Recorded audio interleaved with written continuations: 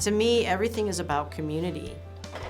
I want my students to realize it wasn't just that they learned some theories, the theories are important, but they used those. So they see where communication and community are the same thing.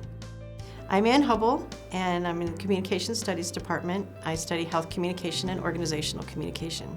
My outreach is in two different areas. The first is through social learning. Every semester I have at least one class, sometimes two, where students have to work on a project with an organization. The undergraduates, I pick their leaders and their organizations, and then they volunteer there and they have certain projects they have to do, and I pick organizations where all the effort goes right to the people who need it. The other part of what I do is my own personal outreach. I feel that as a person who is fairly good with communication, that what I need to do is communicate for them. I'm an advocate for the therapeutic writing program.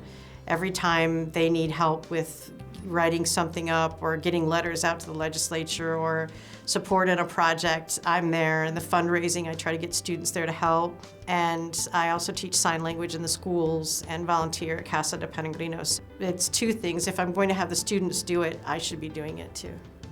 The therapeutic writing program is run by Sarah Veeder. What they do is they take anyone from the community who have disabilities.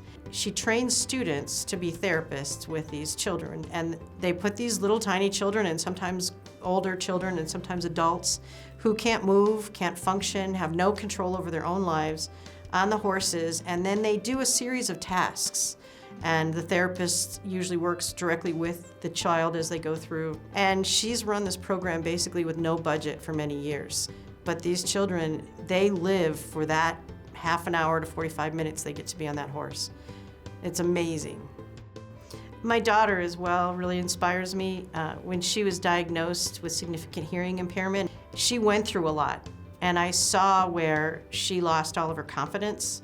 And when she was part of the therapeutic riding program, which I didn't even know existed, when she was on that horse and able to control this huge animal, and she was very, very small. And she went from being a child who was having outbursts because she was frustrated with not being able to hear, to the confident child that I know now. Casa de Peregrinos is a food pantry, and they work closely with the Community of Hope and Tent City and the campus that is around there with all the different nonprofit organizations that serve the homeless and people who are struggling.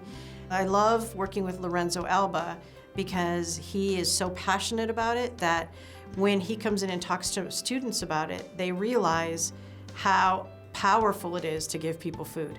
And when the students have to present about their projects, at the very end, on undergraduate and graduate students, the thing they all have to talk about is what they learned from the project. It's really interesting because a lot of times they admit their own biases and how they had all these preconceived notions. But then when they get in there and they work with people, they realize that it's all about community. And being part of a community means you have to give to those who need it. There's a few reasons why I really think it's important. And the first was my father always was involved in outreach. We weren't a wealthy family, but he always believed in giving back. So I think I learned it from him. And the other part is, and it's something that actually Dean Slayton says, and it's a phrase I used to say it when I was department head, is you can either be part of the problem or part of the solution. And people always complain about a homeless person. They say, well, if you give them money, they're just going to spend it. Okay, well, if that's true, then let's give them food. Let's try to give them shelter. Let's try to give them the opportunities to change the situation they're in. So I think those two things, growing up with that, thinking that that's what you're supposed to do, and then the belief that you can either complain or you can take action. My dad used to always say, have a job where when you go to work, it doesn't feel like work. And when I come here, it doesn't feel like work. The students make it interesting and exciting, and then the things that I can bring that make it interesting for them makes it so that there's a way that they come together in a classroom that is so powerful that it makes it the best job in the world. Ann Hubbell, Department of Communication Studies, College of Arts and Sciences.